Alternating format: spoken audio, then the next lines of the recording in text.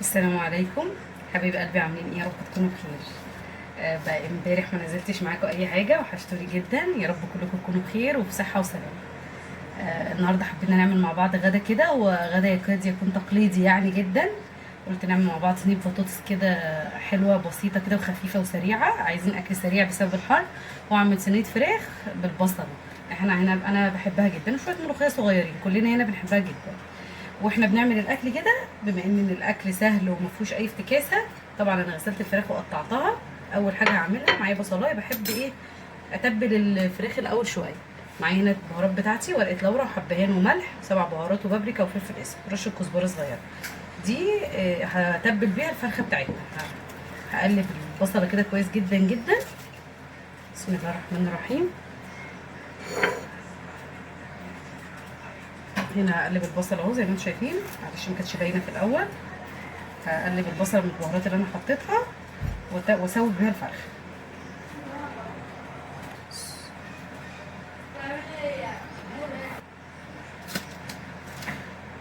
الفرخه بتاعتنا اهي، بحب اسويها ايه، انا مقطعه 4 عشان الفرخه دي مش كبيره قوي يعني، فبلاش عشان ما قطعتهاش اكتر من كده عشان ما تنشفش. طبعا هتبل الفرخه. البصل بتاعنا بسم الله الرحمن الرحيم. هقطعه جوليان كده عشان ايه، عقبال ما يتشوح كده مع الفرخه يكون ايه. بسم الله. نقطع كل البصل بتاعنا بالكميه دي. انا بحب اقطعه بالسكينه المشرشره دي، تبقى اسرع بصراحه. واحنا بقى بنعمل كده، بنقطع البصل فيديو يبقى فيه شويه رغي نتعرف فيهم على بعض. ودي كده حاسين الجو فيه حاله كده من الكآبه والملل زي كده، ولا انا بس اللي حاسه كأن في حاجه غلط، في حاجه غريبه. عاوزين تحسي ان احنا في حاله فقدان شغف غريبه. قولوا لي لما بتفقدوا شغفكم بتعملوا ايه؟ بتسيبوا نفسكم كده ولا ايه النصايح اللي ممكن تقدموها ليا او نقدمها لبعض لما بتحس ان احنا فاقدين الشغف وزهقانين؟ عماله احاول بصراحه. انا عارفه طبعا كلنا عارفين ومقتنعين جدا ان كلنا بيجي علينا فتره كده يعني فيها مشاكل شويه في الحياه يعني عموما، فيها زهق من الروتين العادي. طبعا الحمد لله رب العالمين يعني على كل حاجه، بس انا بتكلم عموما بجد اليومين دول في حاجه غلط. بحس ان مفيش حد بقابله غير لما احس ان هو بيعاني من نفس المشكله، كآبه، فقدان شغف، خنقه.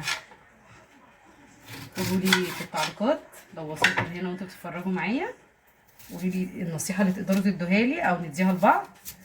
كل واحده بتتابعني، اخت بتتابعني كده تقول لي بتتابعني منين، بتعملوا ايه لما بتمروا بالحاله دي، ايه النصيحه اللي ممكن تقدموها لي ونقدمها لبعض. دي كميه البصل بتاعتنا اهي. طبعا حابه تزودي عن كده براحتك يعني، دي حاجه ترجع لي، بس انا اكتفيت بدول كفايه قوي كده. هنحط هنا صينيه كده على النار. بسم الله الرحمن الرحيم. ننزل عليها بحته زبده حلوه كده مش صغيره. بسم الله. وانزل عليها برده بمعلقه زيت، شويه زيت بس كده صغيرين عشان ايه الزبده بتاعتنا ما تتحرقش. اول اهو ما الزبده بتاعتنا بس تسخن كده زي ما احنا شايفين، هننزل بقى بكميه البصل بتاعتنا. بسم الله. البهارات اللي انا هنزلها هي اللي بتدي للبصل طعم ولون، وبتخليه بقى ايه طعمه احلى في الصينيه يعني. اهو دي بابريكا، فلفل اسود، 7 بهارات، ورشه كزبره وملح.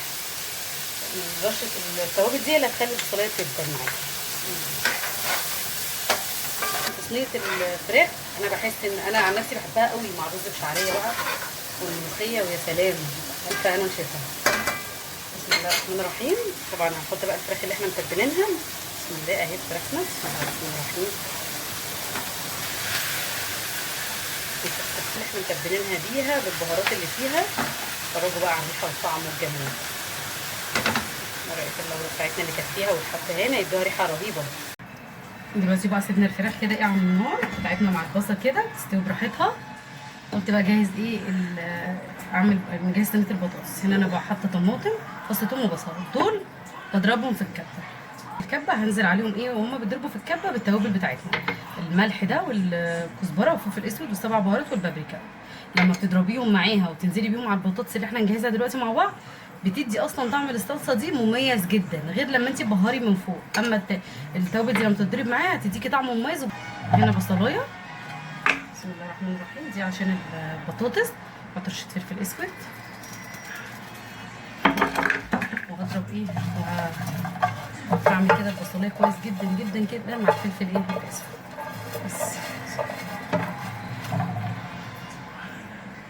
مقطع بطاطس اهو حلقات مش مع البهارات. انا حطيت هنا رشه بابريكا بسيطه كده، اخلي ايه البطاطس تتشرب يعني ايه تتعمل كويس جدا كده مع البهارات. بجد والله صينيه بطاطس سريعه جدا ومن غير ايه تسبيكه ولا اي حاجه. اسرع صينيه بطاطس ممكن تعمليها، والسر بقى في الطماطم والحاجه اللي احنا ضربناها مع بعض. وقطعت هنا فلفلايه رومي كده حطيتها تديها ريحه حلوه. وودي طبعا احط فلفل حراق للاسف، الولاد هنا مش بياكلوا حراق ابدا. نحط هنا ايه بقى بسم الله الرحمن الرحيم، تتبيله حلوه برده كده بسم الله. ننزل بقى بالصلصه بتاعتنا اللي احنا الطماطم اللي احنا ضربناها مع البصل والثوم والبهارات بتاعتنا، بتدي طعم فظيع ما شاء الله. بسم الله. بصوا الفراخ وجمالها ولونها. بحب بقى ادخلها الشوايه تاخد لون كده تحت الشوايه برضو. بصوا مش قادره اقول لكم ريحتها تحفه ازاي. برضو ادخلها تحت الشوايه تاخد لون. حلوين شكل الفراخ بتاعتنا والبصل بتاعها المكرمل التحفه وريحتها ما اقولكوش. ودي صينيه البطاطس خلصت. والملوخيه بتاعتنا ورز المفلفل. نحط بقى ايه نعمل كل واحد طبقه. بصوا بقى جمال طبق الاكل بتاعنا. نعمل الرز المفلفل بالبصل، انا بحب اكله قوي الرز بشعريه ده مع البصل. الملوخيه الخضراء بتاعتنا، الملوخيه الخضراء بتاعتنا اكله سريعه وبسيطه مش بيع لاولادنا. احنا بنحب البطاطس هنا كده بدون صلصه، بنحبها ناشفه كده. يا رب يكون الفيديو عجبكم، وهستنى تعليقاتكم زي ما اتفقنا وتشجيع ليا. وما تنسوش الاشتراك وتابعوني في كل جديد. سلام.